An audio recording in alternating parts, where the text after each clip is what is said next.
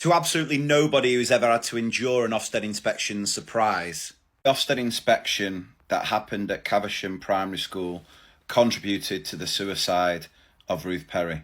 I've been closely following the inquest on Twitter this week, and I have to say I found it incredibly tough to read some of the things that were said, and I'm looking at that from a distance, so I can't even imagine what it must be like for the friends and family and staff that knew Ruth.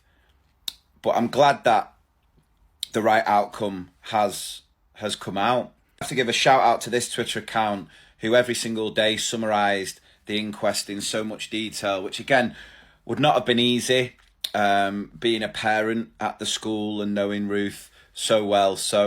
But they've done an absolutely sterling job of reporting and sharing everything that was happening. When the news broke about Ruth Perry, it was incredibly shocking. But everyone working education under this horrific Ofsted system can understand how someone can get to that point. I was inspired to ensure that it never happens again. It's not the first time, but it has to be the last. And I hope the outcome of this inquest makes sure that happens. If you followed me on social media for a while or been on in my train over the past few years, you know that I'm the Ofsted's biggest fan. You'll never convince me that Ofsted in its current form is a force for good in education. And this inquest has just highlighted to me how bad, how severe, how toxic this organisation is from top to bottom. Now look, I'm not saying that every inspector's a bad person.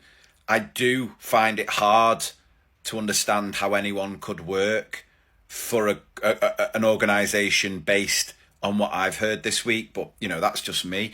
I know I've met a lot of inspectors who are trying to change the system from the inside out, and I'll always say not every inspection I hear about is a negative experience, but there are clearly some people working for that organisation that shouldn't be anywhere near a school, who don't have the decency and humanity to treat these professionals they're inspecting with any sort of dignity. And I think this has shown that. The fact that one of the lead inspectors, it's Gavin Evans, not Gareth, actually said during the inquest that we more often than not see people crying.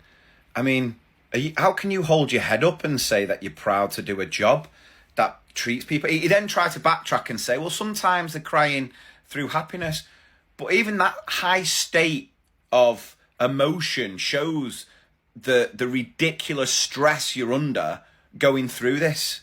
Of course, the system is going to breed that stress, that worry, that anxiety when it's set up so that if you do fail, even in just one aspect, so a school that gets inadequate in all areas gets the same treatment as a school that's good in all areas but fails in one.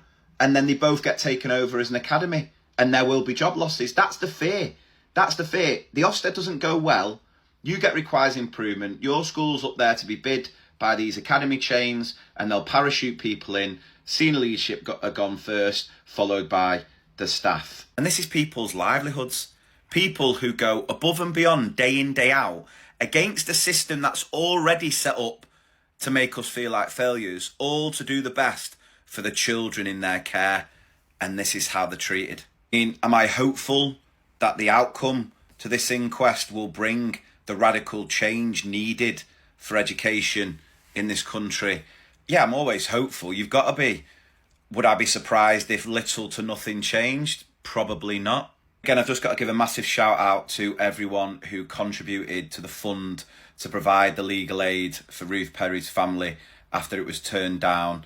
The coroner again said that without the lawyers, they'd have been at a massive disadvantage. So anyone who did contribute to that, we've all, helped, and we should all be really proud of that. As much as we'll talk about, Ofsted and the reforms, what will happen, we can't forget Ruth herself and the incredible person she was. So I want to finish this video with a quote from her sister, Julia, who said she was just a lovely human being, destroyed by an utterly inhumane system. And remember, if you are going through any sort of struggles with your own mental health, please remember there's always someone you can reach out and talk to. The Education Support Partnership is a charity that was set up to support the mental health of teachers and school staff, and there's always someone on the end of the phone. So I'll put the phone number in the description of this video.